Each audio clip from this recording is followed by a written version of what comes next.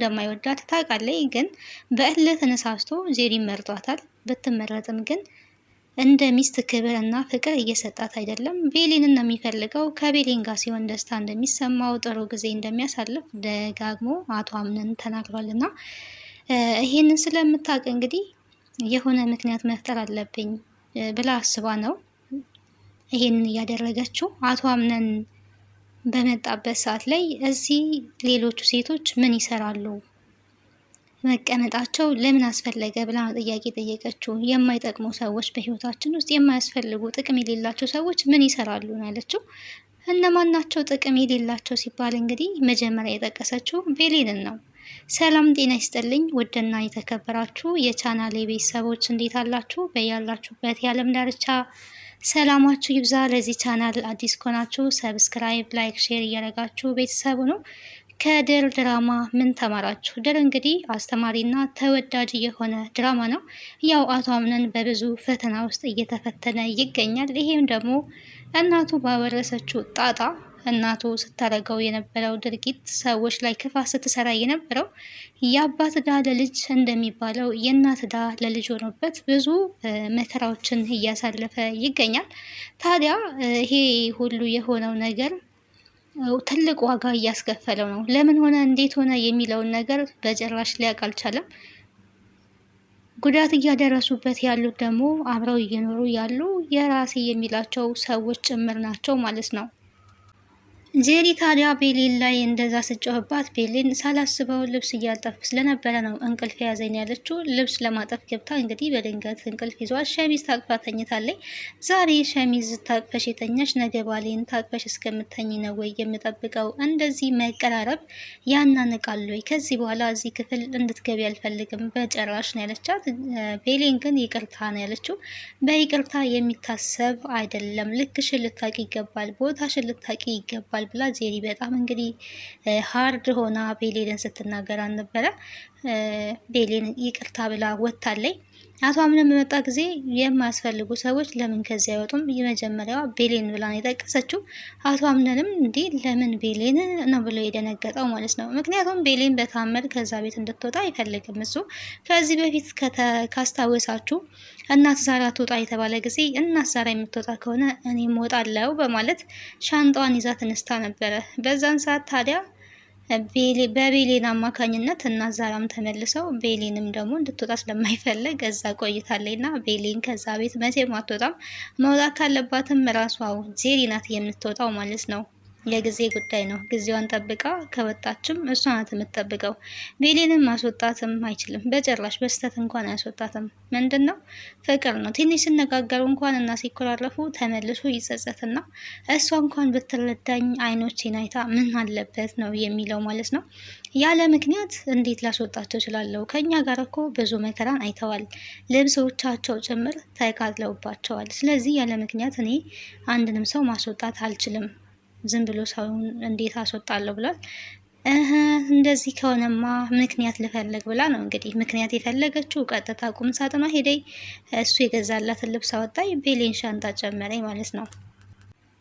ልብሷን አንጥታ ሻንጣ ውስጥ የጨመረችው ሌባ ተብላ ቤሌን ከዛ እንድትባረር ነበረ። አቶ አምነን ግን እንኳን ሊያባረሯት ምንም እንኳን አልተቆጣትም። ልብሱ ሲገኝ ደንግጣለች ቤሌን። እንዴት ይሄ ሊሆን ቻለ አለች። እኔም ምንድን ነው ቤሌን የማየው ነገር ሲላት እንግዲህ እኔ የምማውቀው ነገር የለም አቶ አምነን፣ ከእናንተ እኩል እያየውኝ ነው። እንዴት እዚህ ሊመጣ እንደቻለ የማውቀው ነገር የለም ብላለች። ምክንያቱም አታውቅም። ጄሪ ናት አምጥታ የከተተችው እና እንደዚህ አንዳንድ ጊዜ የዋ ሰዎች እንደዚህ ይበደላሉ ማለት ነው በማያውቁት።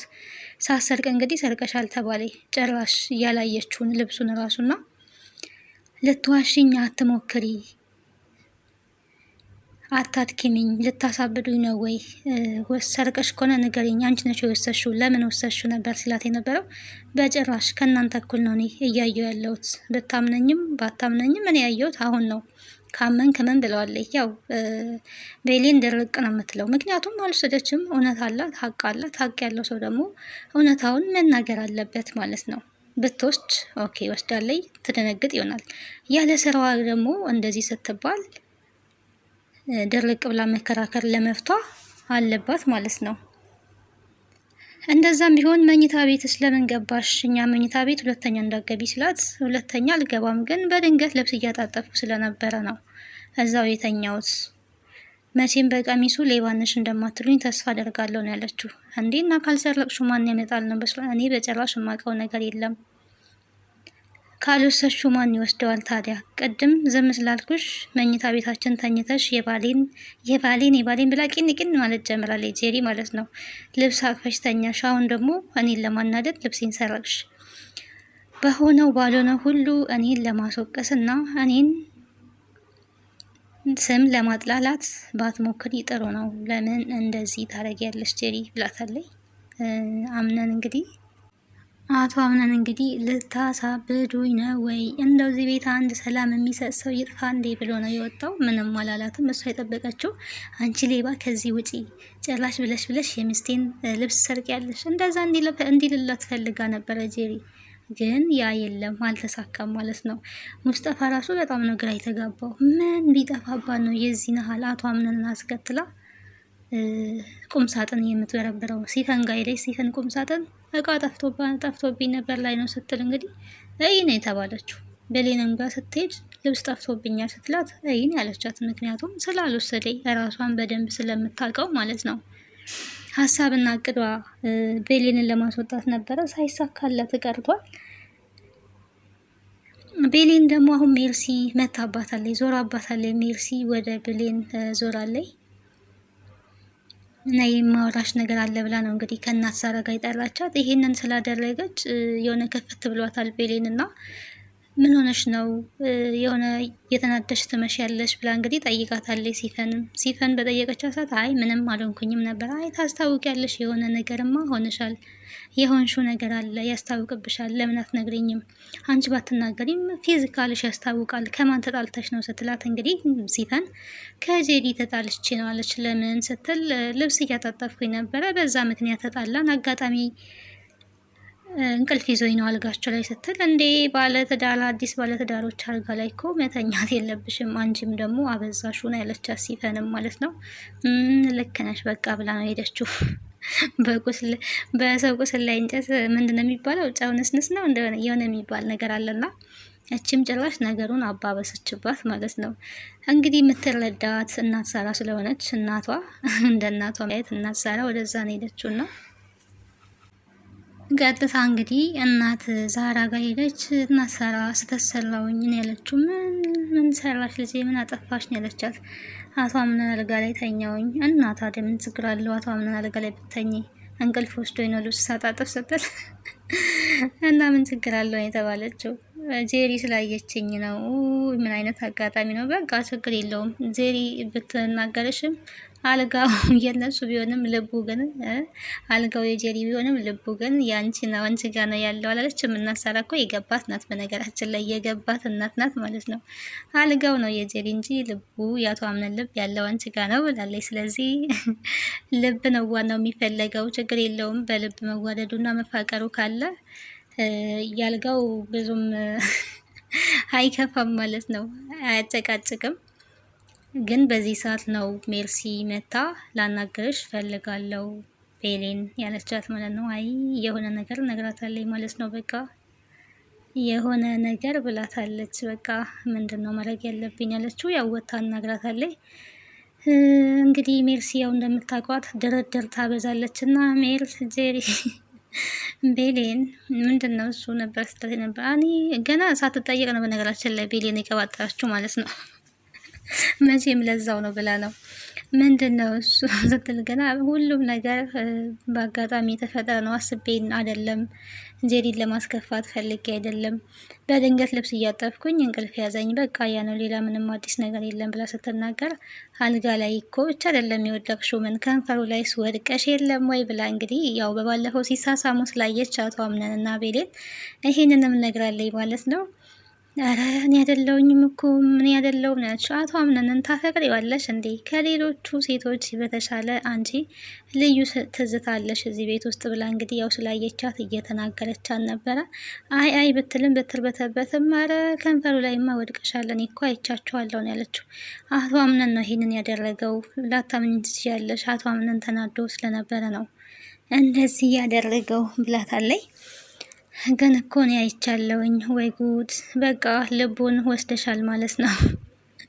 ልቡን አሸፍተሽዋል ማለት ነው። የሰው ልብ ባል እያማገጣችሁ የወንዶችን እያማለላችሁ ራሱ ነው ትላላችሁ ምናምን እያለች እንግዲህ ሜርሲ ቤሌንን እየተነጋገረች አልነበረ። አሁን እንድንደራደር ፈልጋለሁ ብላለች። እንግዲህ እንደምታውቋት ሜርሲ እዛ ቤት በሰው ወሬ እየተከታተለች ወሬ ትይዛለች፣ ማስረጃ ትይዛለች። ከዛ ድርድር ነው በወሬ። በምንድን ነው የምንደራደረው? በወሬ። የሜርሲ እኮ አያንጣው ነው በነገራችን ላይ። የምን ድርድር ነው የምን ወሬ ነው ነበረ ስትል የነበረው ማለት ነው።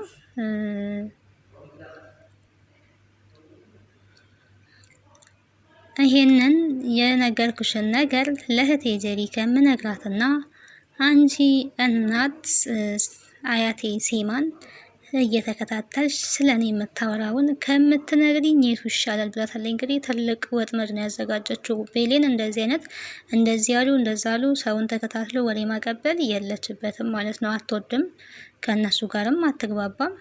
ሜርሲ ግን አሁን እንደዚህ እያለቻት ነው።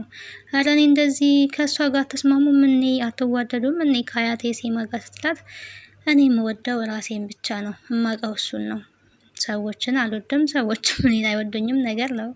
እንደዚህ አይነት ነገር ነው ስትናገር የነበረውና እኔ እንደዚህ አይነት ነገር አልችልም። ወሬ ብትነቃብኝስ ግዴታሽ ነው እሱን ከምታረጊና ይሄንን አሁን የነገርኩሽን ነገር ለእህቴ ጄሪ ከምነግራት የቱን መምረጥ አለብሽ ብላታለች። ቢነቃብኝስ እንዴ ቢታወቅብኝስ ጌም ኦቨር ብላለች ማለት ነው። ወይ ቤሌን ይህንን ነገር አትወጣውም። በነገራችን ላይ ከተናገረችም ተናገር ብላ መተው ነው የሚሻላት። በቃ አቶ አምነን ነው ይሳማት፣ ስሟታል፣ አለቀ። ከተናገረች ተናገር። ከእውነት ጋር ብትጋፈጥ ነው እንጂ የሚሻላት ቤሌን። እነ ሜርሲ ያሉበት ወጥመድ ውስጥ ከገባይ ከባድ ነው በጣም። ሜርሲ በየዕለቱ መረጃ በሰው ላይ እየያዘች ሰዎችን ማሳቀቅ ነው። ጄሪን ራሷን መረጃ ይዛባታለች። እንኳን ሌላውን ይቅርና ከዚህ በፊት እንግዲህ አቶ አምነንን በእጄ አስገቢልኝ፣ እኔ ደግሞ እናስማንን እንድሰልልልሽ ከፈለሽ እሰልልልሽ አለው የሚል መረጃ እንግዲህ ቪዲዮ ተይዞባታል። የድምጽ ቅጅና በየቦታው ያው የድምጽ ቅጂ ታስቀምጣለች፣ ትይዛለች። መረጃ ሰብሳቢ ናት። ስታስመስልም ነበር። እኔ አምነን ልጄ ከዚህ ለመሄድ ወሰኛለሁ ነገ ነበር ስትል የነበረው። እዚህ ቤት የሆነ ስለማስብ እኔ እንደሌላዎቹ የማላስብ አይደለሁኝ፣ የማስባለው። አያቴ ሴማም እንግዲህ አርጅታለች። ስለዚህ ሸክም እየሆንባት እየመሰለኝ ስለሆነ ቢያንስ እኔ መሄድ አለብኝ ነበር ያለችው። አረ እንደዛ ሊሰማሽ አይገባም። እሷ እኮ ቤቱን ሰጥታናለች። ይሄ ቤት እንደ ራሳችን ቤት ነው። ስለዚህ አንቺ ደግሞ ለአያቴ በምንም ሁኔታ ሸክም ልትሆኚ አትችይም። ቤቱ የራሳችን ነው፣ እንደዛ እንዲሰማሽ አልፈልግም ብሏታል አምነን። እንደዛ ካልከኝማ ትንሽም ቢሆን ነፃነት ይሰማኛል። በቃ ጥሩ አለች። መጀመሪያም ስታስመስል ነው እንጂ ከዛ መሄድ ፈልግ አይደለም። እንደዛ ከሆነ እዚህ ከቆየው ያለ ምንም እረፍት ቀንና ሌሊት ወሬ አዳምጣለሁ 24 ሰዓት። የሚያዳምጠኝም ሰው ካገኘው ደግሞ አወራለሁ ብላለች ማለት ነው። ሜርሲ እንግዲህ ስራዋ ይሄ አይደለ? ቤሌን ጄሪ አቶ አምነንም እንግዲህ በልብሱ ጉዳይ ሲጨቃጨቁ እያዳመጠች ነበረ። እናት ዛሬም ከኋላዋ ከተል ብለው ከኋላዋ ላይ ቆመው እያዳመጡ ነበረ። ምን እየሰራች ነው ደግሞ አንቺ እዚህ ብላለች መልሳ። አንቺ የምትሰሪውን ነዋ፣ አንቺ የምታዳምጪውን ነው እኔም የማዳምጠው። እናት ዛራና ሜርሲ እንግዲህ እንደዚህ እየተባባሉ በስተመጨረሻ አምነን ወደታች በር ተከፍቶ ሲመጣ ለመደበቅ ሽንት ቤት ነው ገብተው የቆለፉት ማለት ነው። ሽንት ቤት ገብተው ከቆለፉ በኋላ እዛ ሽንት ቤት ውስጥ እንግዲህ ያው እርስ በርሳቸው እየተጨቃጨቁ ነበረ። አንቺ በአንቺ ምክንያት ነው እዚህ የገባሁት፣ አሁን እዚህ ቦታ ላይ እዚህ ልቀመጥ በአንቺ ምክንያት። እንዲህ ከኔ ጋር እዚህ መቀመጥ፣ እዚህ ጽድት ያለ ጋር መቀመጥ እኮ ትልቅ ነገር ነው። እኔ ራሱ አንቺን ችዬሻለሁ እኮ እየተባባሉ እንግዲህ እየተነቋቆሩ ሽንት ቤት ውስጥ እንግዲህ አምነን ከፍቶ ሊገባባቸው ነው። ይገባባቸዋል። ከገባ እንግዲህ ሁለት ሰው አንድ ሽንት ቤት ውስጥ እንግዲህ አስቡ። እነሱ ወሬ አዳምጠው ሲመለሱ እንዳይታዩ ሽንት ቤት ገብተው ነው የቆለፉት ማለት ነው።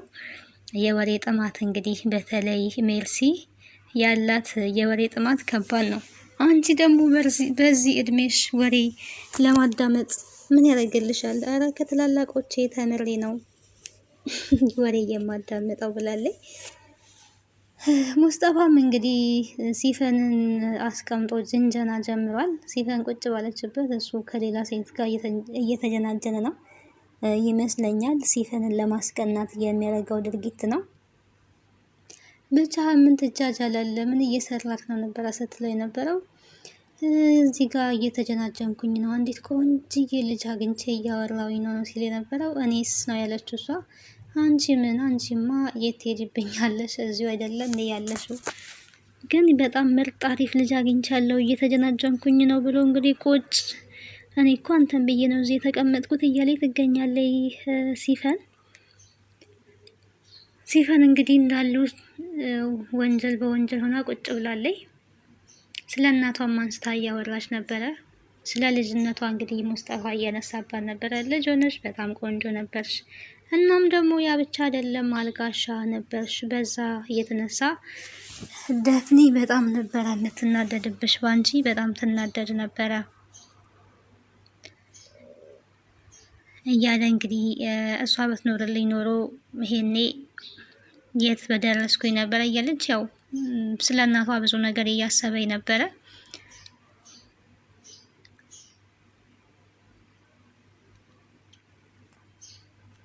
ከቀኑ ግን ማንም ማለፍ እንደሌለበት ከቀኑ የሚያልፍ የለም እያለ እየመከራት ነበር።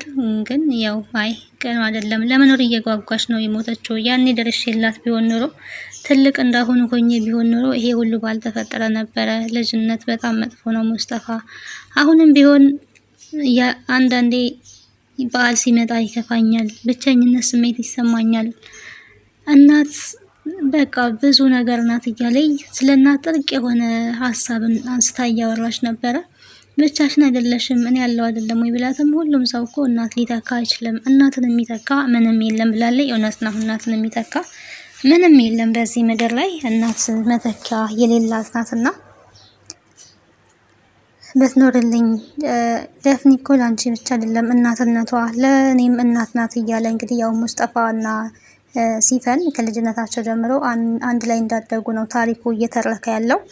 እንደሚተዋወቁ ልጅ ሆነሽ ቆንጆ ነበርሽ፣ አልቃሻ ነበርሽ፣ እናት ደፍኒን ታስቸግሪያት ነበር እያለ እንግዲህ ስለ ልጅነቷ እንዲያወራትም አትፈልግም ማለት ነው። ተቀኝብኝ ሁላ ነበር ሲላት የነበረው። አሁንም ያው እየቀናችበት ነው፣ ቁጭ ብሎ ሲጀናጀን እየቀናችበት ነው። እኔስ ብሏል። አንቺማ የት ትሄጃለሽ? አይገርምም? ሌላውን ቤት አስቀምጦ ወጥቶ መጀናጀኑ እንዴት ነው? ፌር ነው እንዴ? ፌር አይደለም። ሙስጠፋና ሲፈን መሀል የሆነ የቅናት ነገር እየተሰማት ነው የሚገኘው። በእርግጥ የሙስጠፋ እንግዲህ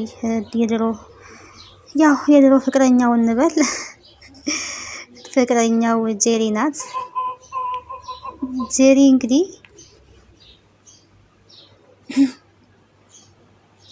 ጄሪ እንግዲህ ዝም ብላ ሊተዋት አይችልም፣ ጄሪ ማለት ነው።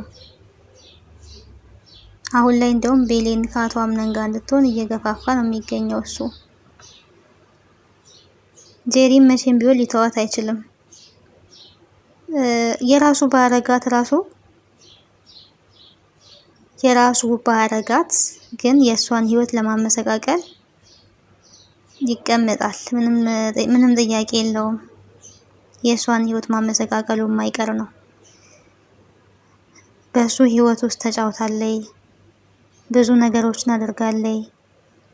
ገንዘቡን፣ ጊዜውን፣ በጣም ብዙ ነገር ነው ያጠፋችበት እና በዚህ ግን ይበቀላታል ሙስጠፋ፣ ዝም አይላትም።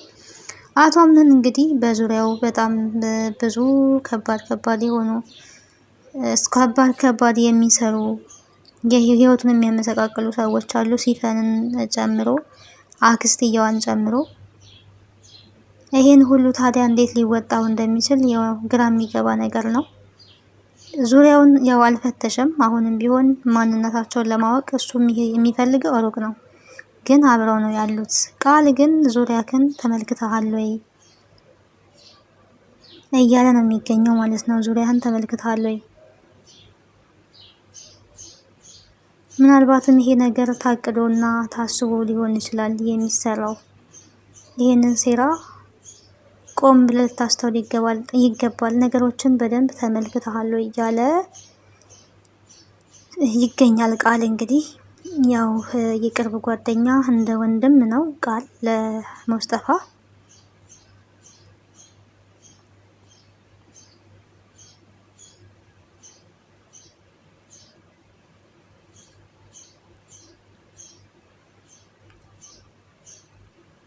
እንግዲህ ድር ይሄን ይመስላል ለዛሬ ይዤላችሁ የመጣሁት። ቀጣዩን ክፍል ወደ እናንተ ይዤ የምመጣ ይሆናል። ግን ከዚህ ድራማ ምን ተማራችሁ እናንተ? ወንጀለኞች ግን መጋለጥ አለባቸው። አይ ቲንክ በጣም በዛ። በተለይ የሲፈን ተንኮል መጋለጥ አለበት እንዴ! የሰውን ነፍስ አጥፍታ ቤት የሚያክል አቃጥላ የድርጅት ግማሽ ገንዘብ ወስዳ ምንም እንዳልተፈጠረ ግን አብራቸው ስትኖር ትንሽ እንኳን አለመደንገጧ አሜዚንግ፣ በጣም የሚያስደነግጥ ነገር ነው። እንግዲህ ቁጭ ብላለች ከነሱ ጋር ከዚህ በኋላ ምን ልታቅድ እንደምትችል ባናቅም የእናቴን በቀል አሁንም ቢሆን ሩቡ ነው የተበቀልኩት እንጂ ገና ይቀረኛል ነው እያለች ያለችው። በቀጣይ ደግሞ የሆነ ያሰበችው ነገር መቼም የአምነንን ህይወት ካልሆነ በስተቀር ሌላ የሚቀራት ነገር የለም። እናቱንም ገላለች። እንግዲህ ነፍስን በነፍስ ተክታለች። በቀል በነገራችን ላይ በጣም ከባድ ነው። በቀጣይ እስከምንገናኝ ቸር ሰንብቱ። ሀሳብ አስተያየታችሁን በኮሜንት አስቀምጡልኝ። ባይ ባይ።